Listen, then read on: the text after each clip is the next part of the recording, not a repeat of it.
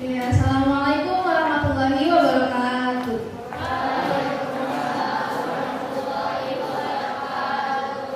Ya, selamat pagi teman-teman semua. Masih semangat ya jam segini? Masih ada yang ngantuk gak? Gimana tugas-tugasnya belakangan ini kelas 11? Banyak. Gimana? Ada kesulitan gak tugas-tugas ini? Banyak ya. Ini kalian dari jurusan mana aja sih? Kayaknya warna-warni banget nih, cerah-cerah nih, lucu gitu. Manajemen perkantoran, kalian biru? Akuntansi, kalian online, PJ itu? Bisnis digital. Selain 3 jurusan ini ada lagi nggak yang nggak aku sebut tadi? Dan nggak aku tanya? Udah, di sini.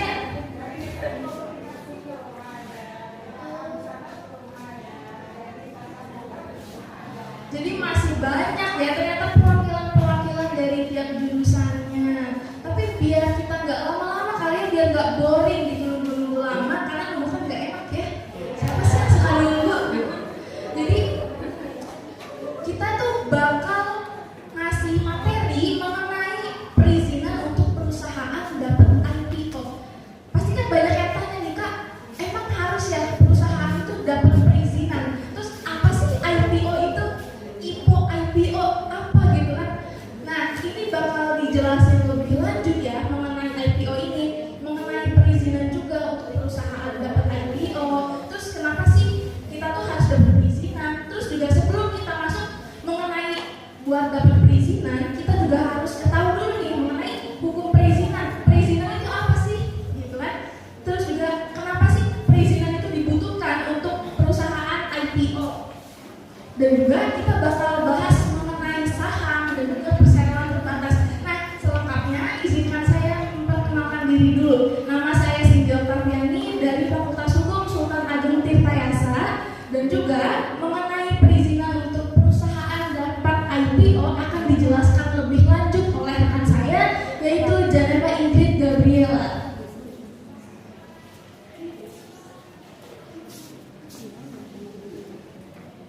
Nah, tapi nih, tadi kan udah kenalan sama Kak Janeva ya? Udah pada tahu dong Kak Janeva yang mana? Jadi, tapi banget sebelum kita dapat materi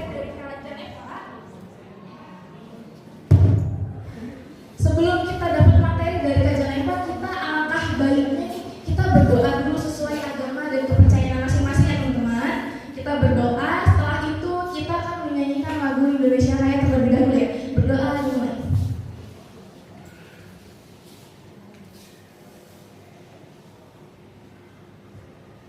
Oke, berdoa tiada usai, tapi kita usai sini. Lalu kita boleh teman-teman berdiri dulu.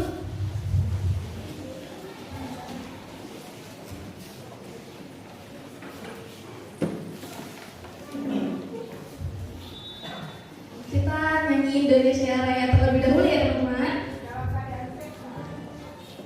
Ya, keadaannya siap ya, jangan banyak gerak-gerak ya. Tegak berdirinya. Oke, kita mulai Kak.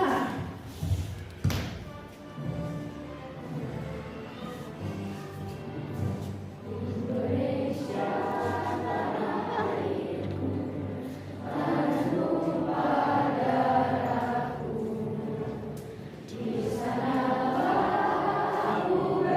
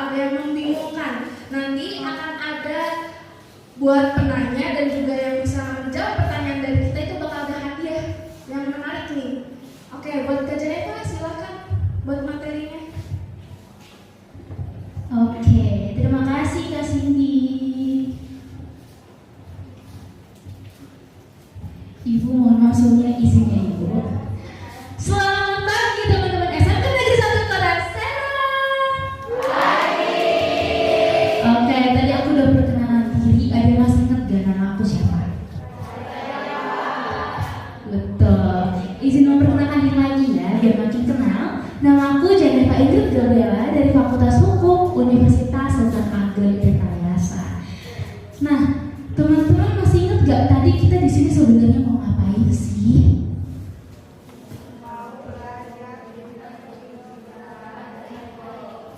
Iya betul, mau belajar mengenai perizinan. Jadi aku di sini dengan teman-teman di sini, rekan-rekan aku, Kak Rayhan dan juga Kak Rafni, mau belajar bareng nih. Kita mau sharing. Jadi nanti teman-teman kalau ada yang mau tanya bisa dipersiapkan pertanyaannya. Kita di sini diskusi aja ya. Aku belajar, teman-teman juga belajar. Di sini mengenai perizinan untuk perusahaan dapat IPO. Boleh di next kakak? Boleh bantu di next? Oke, teman-teman sebelumnya siapa yang di sini pernah dispensasi? Boleh angkat tangan? Ibu-ibu pernah. Oke, banyak ya. Atau ada yang pernah buat surat tidak masuk karena sakit? Apa ya namanya? Surat sakit ya, Ibu? Surat izin sakit. Boleh angkat tangan? Oke, cukup banyak ya teman-teman. Atau teman-teman ada nggak yang pernah nggak masuk tapi nggak kasih surat apa-apa? Ada nggak ya? Pernah. Ada teman-teman? Enggak. Aku yakin di sini anak-anak pintar ya Ibu ya. Jujur semua.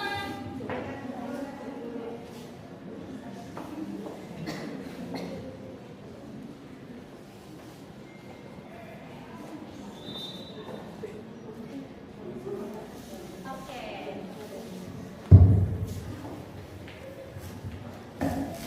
Aku yakin di sini anak-anaknya jujur dan adil semuanya. Jujur dan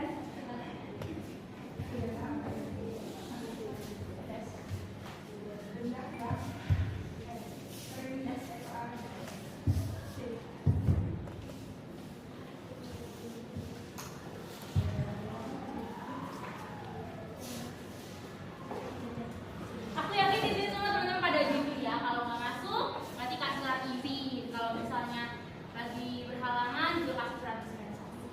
Nah, teman-teman tahu nggak sih kenapa harus ada izin di sini? Boleh angkat tangan? Angkat tangan. Yang mau jawab, yang mau jawab. Apa itu harus jawab? Kenapa harus ada izin? Angkat tangan dulu.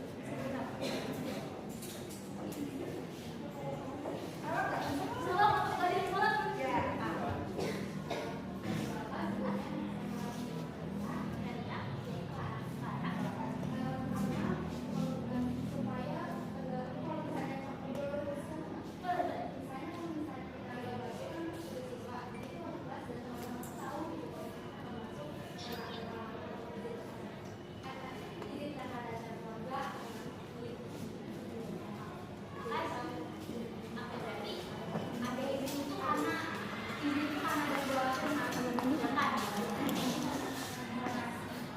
Teman-teman tahu di sini bahwa kita semua itu punya wajib belajar.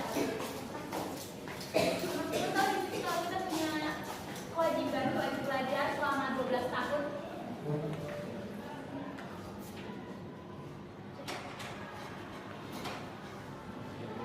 Ada yang tahu nggak kalau kita harus belajar 12 tahun? Tahu. Tes? Oke. Terima kasih Bu. Nah, artinya apakah teman-teman boleh tidak masuk sekolah tanpa izin? Sebetulnya seharusnya. Boleh. Nah, artinya teman-teman, izin itu ada karena ada suatu hal yang harus dikerjakan, yang apa harus dilakukan, yang sebetulnya bertentangan dengan peraturan yang ada. Jadi kayak teman-teman izin nih, izin dispensasi, teman-teman izin untuk misalnya kasih surat sakit atau hal lain sebagainya, itu karena teman-teman akan melakukan suatu hal yang sebetulnya tidak diperbolehkan, yang sebetulnya melanggar aturan yang ada. Oke, nah teman-teman nih ya, teman-teman bisa lihat di PowerPoint yang sudah kami siapkan. Menurut Kamus Besar Bahasa Indonesia, izin itu dapat diartikan sebagai pernyataan mengabulkan persetujuan memperbolehkan untuk melakukan sesuatu. Jadi ibaratnya harusnya nih nggak boleh, teman-teman nggak boleh nggak masuk sekolah, nggak boleh bolos, tapi karena adanya izin tersebut, jadi diberikan kelonggaran nih dari Bapak Ibu guru untuk teman-teman tidak hadir di kelas tersebut. sempit adalah suatu tindakan dilarang, terkecuali diperkenankan, dengan tujuan agar ketentuan-ketentuan yang disangkutkan dengan perkenaan dapat dengan teliti diberikan batas-batas tertentu bagi tiap kasusnya. Nah, ada juga hukum perizinan. Hukum perizinan ini adalah hukum yang mengatur hubungan masyarakat dengan negara dalam hal adanya masyarakat yang memohon izin. Jadi kalau misalnya izin itu hanya sebatas kita ya person to person, individu ke individu, tapi kalau hukum perizinan ini tuh hubungannya adalah antara kita dan juga negara dengan pemerintah. Contohnya hukum perizinan misal teman-teman nih mau misalnya teman-teman ya, itu siapa yang jamin kopi dari sini? Kalau misalnya namanya Intan Waini. Makasih Intan, betul. Contohnya kayak kata Intan, kalau teman-teman mau pindah domisili atau teman-teman misalnya nanti mau bekerja nih, teman-teman mau bekerja itu juga butuh ada syarat-syarat dong. Oke. Seperti yang berbilang, hukum perizinan ini mengatur hubungan masyarakat dan juga negara.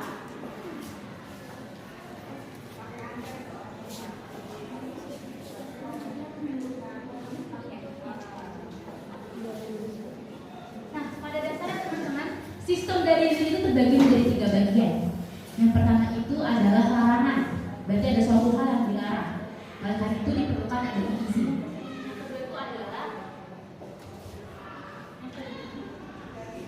Yang kedua itu adalah persetujuan. Yang kedua adalah persetujuan yang menjadi dasar dari hal-hal tersebut dikecualikan. Jadi misalnya kayak teman-teman mau izin, itu bagian dari sistem izin. Kemudian yang ketiga itu adalah ketentuan-ketentuan dasar dalam sebuah perizinan. Jadi kayak teman-teman pasti kalau mau izin perlu adanya ketentuan-ketentuan. Apakah betul itu? Jadi kalau teman-teman mau izin nih, mau izin sesuatu pasti ada ketentuannya, ada peraturannya. Jadi nggak seenaknya bisa izin, bisa langsung pergi atau lain sebagainya. Contohnya, pas contoh. Misalnya teman-teman mau jalan-jalan suntuk nih di sekolah. Nah, teman-teman nggak mungkin dong ngasih surat izin karena berhalangan hadir tidak masuk sekolah karena mau jalan-jalan, betul? Nah, itu maksudnya adalah ke dalam ketentuan dasar. Kemudian teman-teman, hukum perizinan. Hukum perizinan ini kayaknya kurang kalau kita nggak kasih dasar hukumnya. Kalau misalnya kita dengar kata hukum khusus hukum perizinan pasti butuh adanya dasar hukum. Nah, dasar hukum dari hukum perizinan ini ada di peraturan pemerintah pengganti Undang-Undang Nomor 2 Tahun 2022 tentang Cipta Kerja. Teman-teman bisa cek di situ, teman-teman bisa scroll, bisa cari mungkin tadi lebih dalam mengenai perizinan itu sendiri. Oke, kakak boleh bantu next. Oke, mengapa perizinan sangat kritikal untuk IPO? Sebenarnya apa sih IPO? IPO nanti akan dijelaskan lebih lanjut ya kalau Karaihan mengenai IPO. Tapi kita membahas kenapa sih perizinan itu harus ada gitu dalam IPO. Nah, perizinan ini merupakan fondasi legalitas yang menentukan kelayakan sebuah perusahaan untuk kaki untuk masuk ke dalam wilayah bursa saham gitu teman-teman. Nah, dalam konteks IPO ini, perizinan tidak sekedar formalitas administratif, melainkan aset hukum yang menjadi bukti konkret dan legitimasi kepatuhan hukum dan keberlangsungan operasional sebuah perusahaan. Kayak tadi aku bilang, di dalam bidang itu pasti teman-teman butuh hukum karena kita adalah negara hukum. Betul, kita adalah negara hukum. Even kita kayak misalnya mau buat restoran atau mau bangun toko, itu kita butuh orang legal di situ. Kita butuh hadirnya hukum di sana. Kenapa? Karena hukum itu akan melindungi hak-hak teman-teman, akan melindungi yang seharusnya teman-teman dapatkan. Jadi hak-hak teman-teman ini dilindungi oleh negara. Nah, tetap perizinannya lengkap dan sesuai, perusahaan itu tidak akan dapat memenuhi standar legalitas yang ditetapkan oleh OJK atau Otoritas Jasa Keuangan dan juga Bursa Efek Indonesia atau BEI, sehingga proses dari IPO ini tidak dapat dilakukan. Jadi perizinan ini menjadi dasar utama, menjadi fondasi utama, menjadi suatu hal yang perlu dilakukan paling awal sebelum teman-teman masuk ke lingkungan IPO itu sendiri. Nah, perizinan ini yang dimaksud ini mencakup dokumen-dokumen seperti NIB, nomor induk usaha, izin usaha sesuai sektor, NPWP. Nanti teman-teman akan dapat NPWP kalau misalnya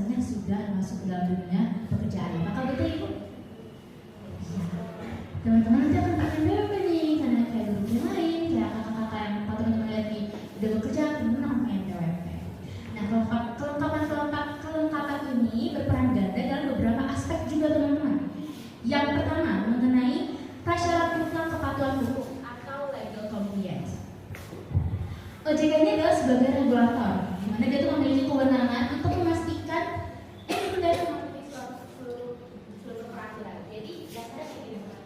OJK ini yang memastikan apakah perusahaan itu mematuhi peraturan-peraturan yang dibuat oleh pemerintah yang ada. Jadi misalnya teman-teman yang nanti udah bekerja, teman-teman bekerja di sebuah perusahaan misalnya ya, nanti akan ada di bagian dari OJK gitu.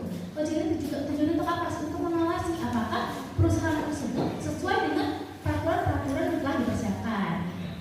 Nah, kalau misalnya ada ketidaksesuaian seperti izin yang kadaluarsa atau tidak sesuai dengan aktivitas usaha, akan terjadi hambatan besar untuk memperoleh persetujuan yang efektif, persetujuan untuk masuk ke IPO ini sendiri.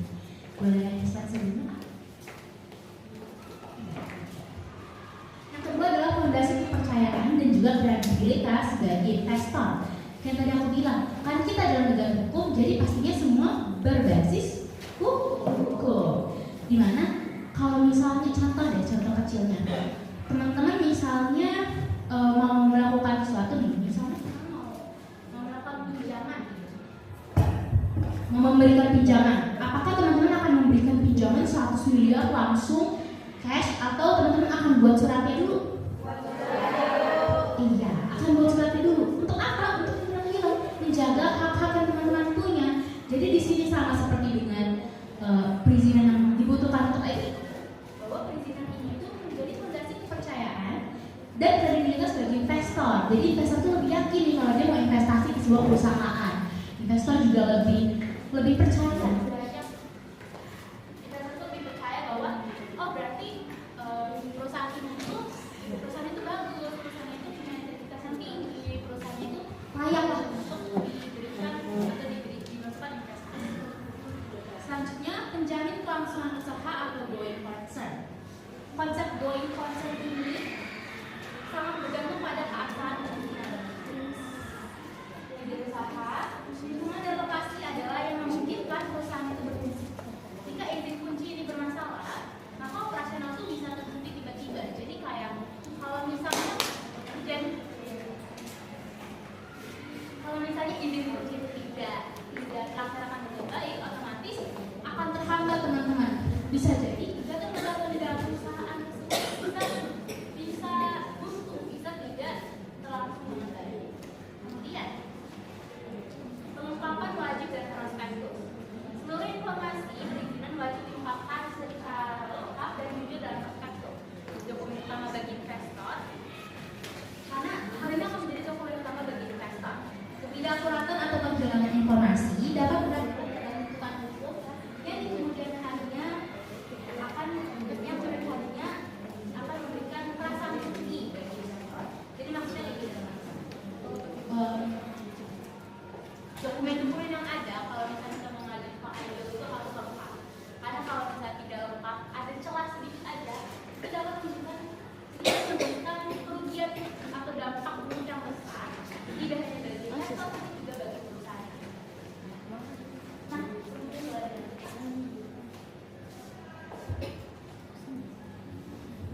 Selanjutnya mengenai legalitas dasar perusahaan atau pilar utama adalah pertama adalah akta pendirian dan perubahan. Teman-teman ada yang pernah lihat akta pendirian atau perubahan? Pernah lihat, betul. Teman-teman yang belum ya? Nanti bisa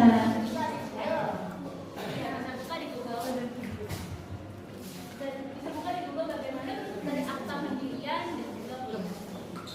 Nah, akta pendirian ada dokumen fundamental dan menjadi landasan hukum berdirinya suatu perseroan terbatas.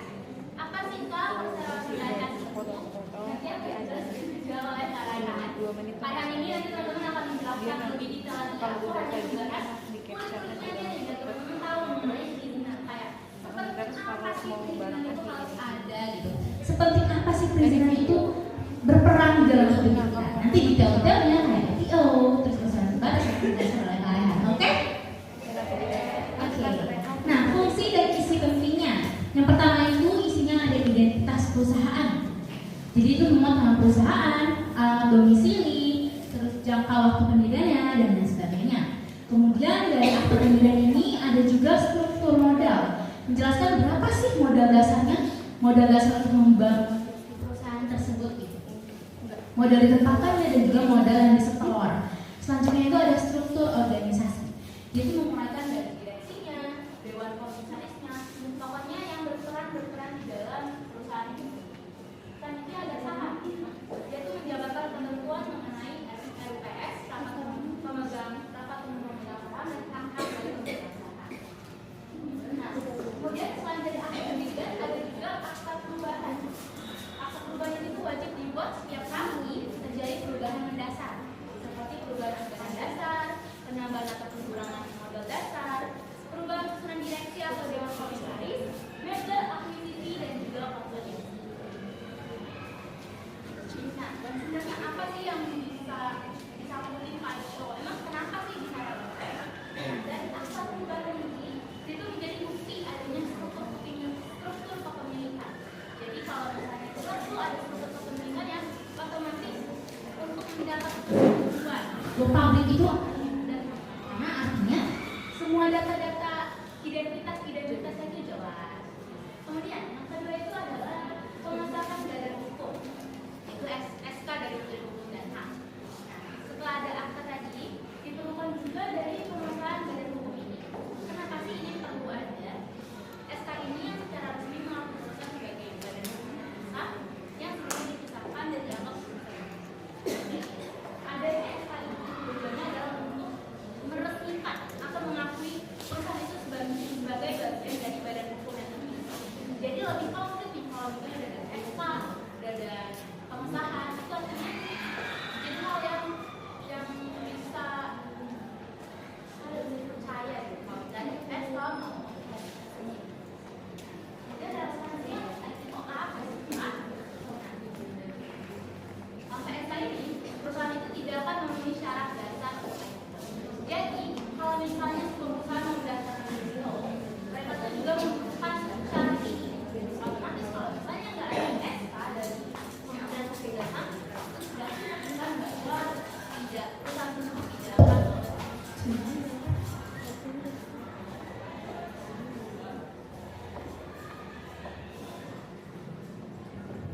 Kemudian yang ketiga adalah nomor induk berusaha.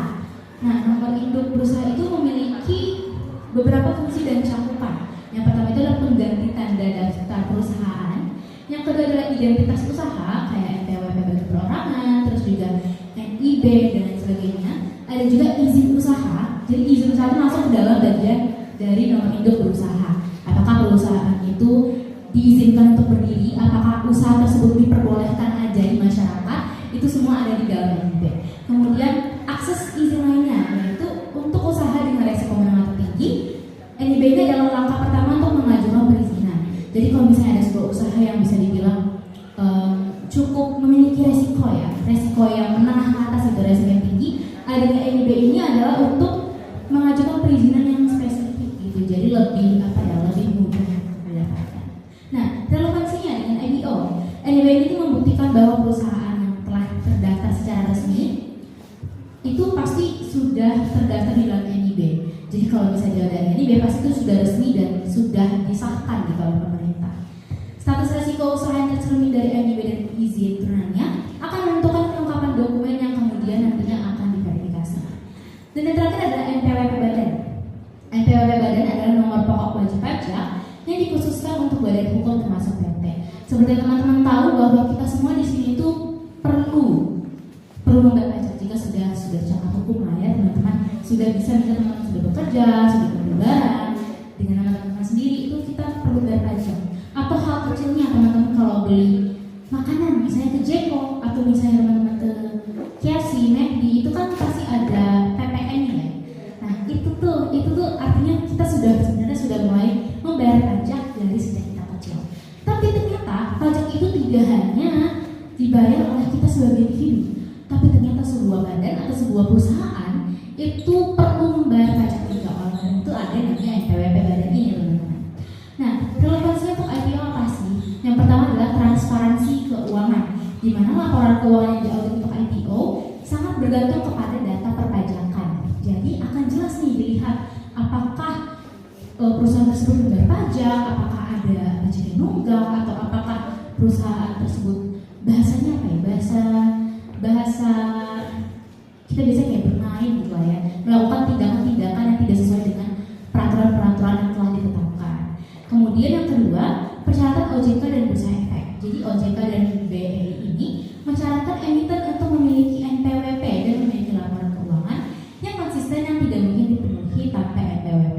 Jadi kesimpulannya adalah bahwa NPWP itu sangat penting karena itu menjadi dasar, dimana dasar untuk adanya pengauditan gitu, apakah seseorang atau perusahaan itu melakukan sebuah tindakan yang di luar dari peraturan pemerintah, tidak membayar pajak dan lain sebagainya. Boleh dilanjut selanjutnya? Nah, tadi aku udah bahas mengenai persyaratan terbatas. Nah, kita akan membahas mengenai PT atau perusahaan terbatas yang akan dijelaskan lebih rinci lagi oleh Kak Raihan. Kepada Kak Raihan, aku persilakan.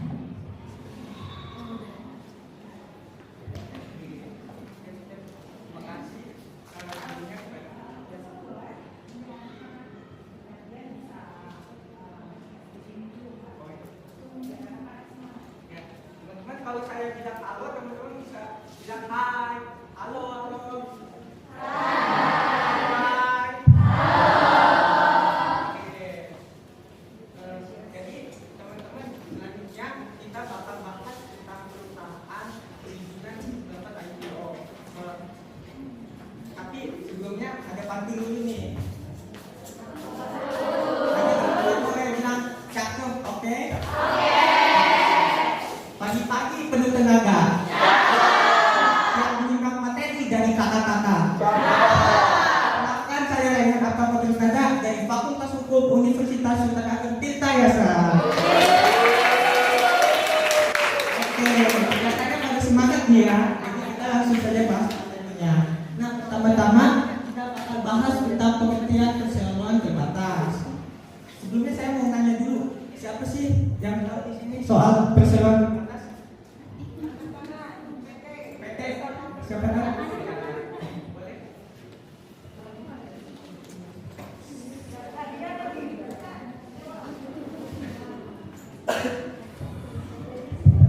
Oke, perkenalkan nama saya Zia Tafri Mandiri, izin menjawab ya Kak. PT atau perseroan terbatas itu adalah badan hukum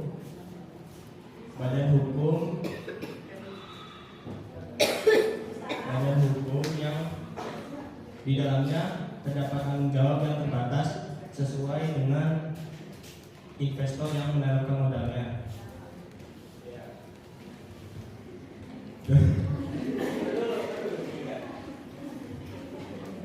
Ya, kepemilikannya itu ada pada pemegang saham atau stockholder.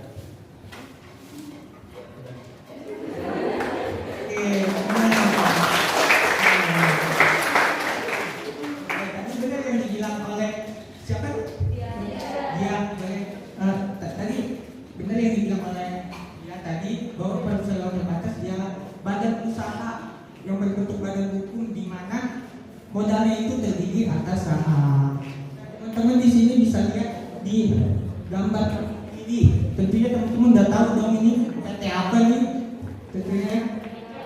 Nah, dan tentunya teman-teman udah tahu lah, ya kan, kualitasnya, apalagi satpamnya kan katanya baik-baik. Terus yang di tengah ada PT Astra Internasional, yang dimana produknya teman-teman sering pakai kan?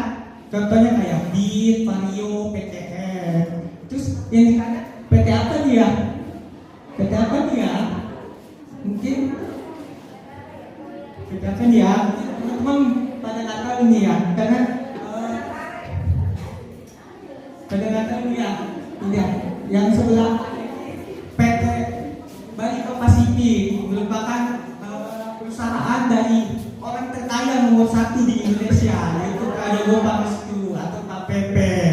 Nah,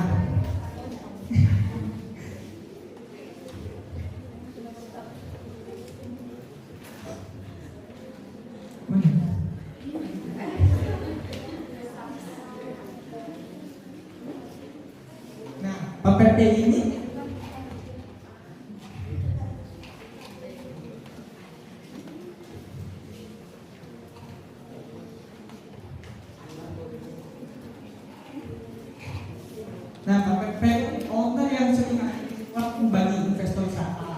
Boleh selanjutnya.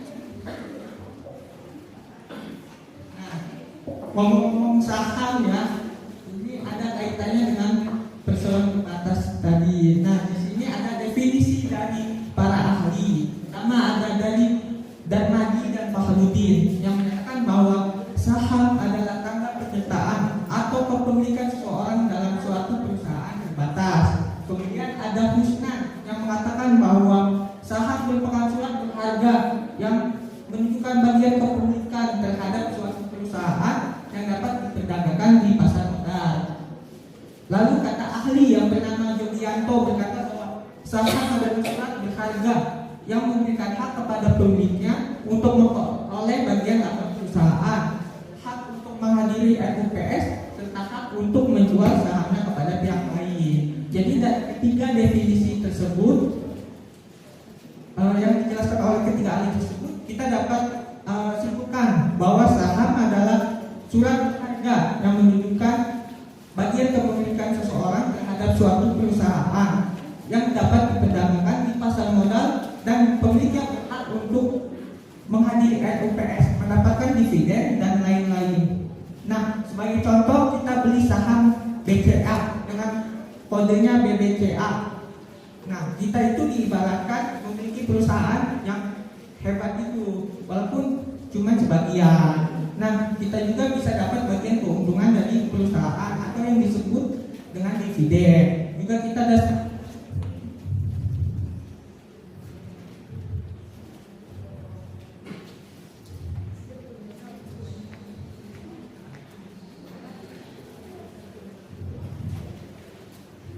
atau dividen. Selanjutnya.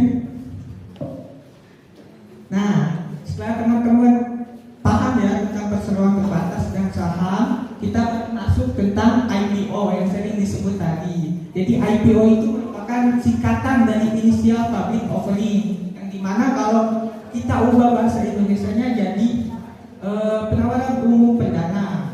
Kalau kita lihat pasal 1 angka 15 Undang-Undang Nomor 8 tahun 1995 tentang pasar modal, penawaran umum adalah kegiatan penawaran efek yang dilakukan oleh emiten untuk menjual efek kepada masyarakat.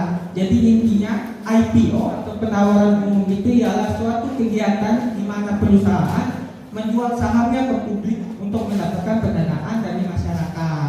Dan karena itu statusnya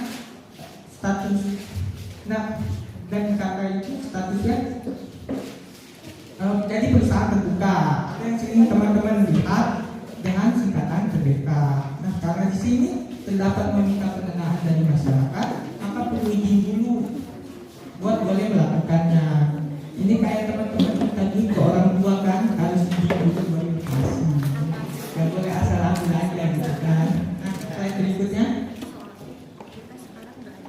Nah, slide berikutnya itu pihak yang terlibat dalam IPO. Pertama ada emiten, yaitu perusahaan yang akan melakukan penawaran umum. Terus ada penjamin emisi efek, yaitu pihak yang membantu emiten atau perusahaan untuk membuat dokumen yang namanya prospektus. Kemudian ada OJK yang merupakan lembaga yang mengevaluasi perusahaan yang mau IPO. Lalu ada Bursa Efek Indonesia atau BEI yang menyediakan atau sebagai lembaga yang menyediakan pasar modal. Dan yang terakhir ada Biro Administrasi Efek yang tugasnya melakukan pencatatan saham IPO. Next slide. Nah, selanjutnya manfaat IPO itu apa aja sih? Jadi manfaat IPO yang pertama yaitu dari aspek finansialnya, yang dimana perusahaan yang IPO ini dapat pendanaan dari masyarakat yang tentunya membantu finansial perusahaan. Nah, karena ini juga turut membantu operasional perusahaan juga, yaitu supaya perusahaan untuk ekspansi, produksi lebih banyak dan lain-lain. Lalu manfaat berikutnya yaitu dari reputasi. Perusahaan yang sudah IPO tentu lebih dikenal masyarakat sehingga reputasinya baik. Boleh kalau slide yang terakhir. Nah, di sini teman-teman bisa lihat saham IPO itu bisa menghasilkan ratusan persen, ya kan? Nah, caranya gimana? Kita bakal bahas nanti di sesi tanya jawab. Mungkin sekian dari saya kembalikan ke moderator.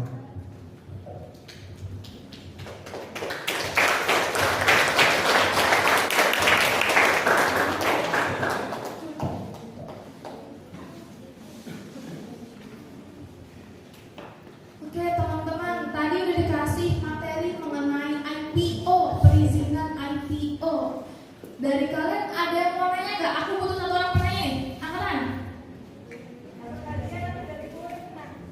Boleh.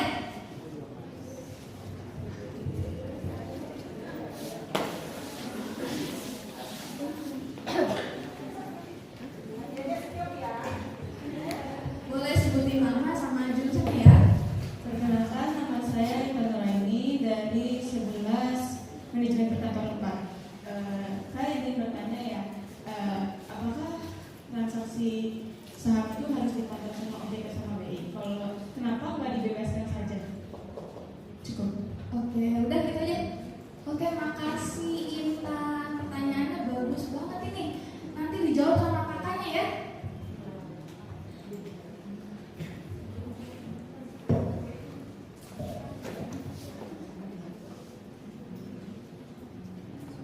Sama tadi kan dijelasin nih mengenai manfaat IPO, siapa saja yang ada di IPO ya pihak-pihaknya. Aku mau tanya, yang bisa jawab pertanyaan aku sama nanti dapat hadiah juga. Aku mau nanya nih, pihak-pihak yang terlibat tadi itu siapa aja sih dalam IPO? Boleh?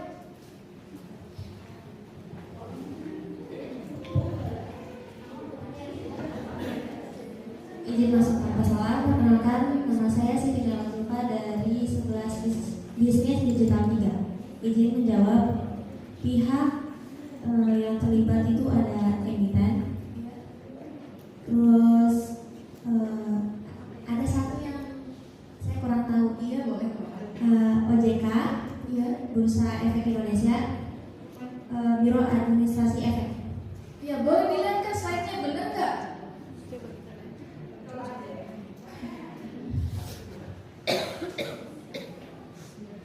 Tadi ada emiten, OJK, Biro Administrasi Efek. Bener ya? Tepuk tangan, tepuk tangan.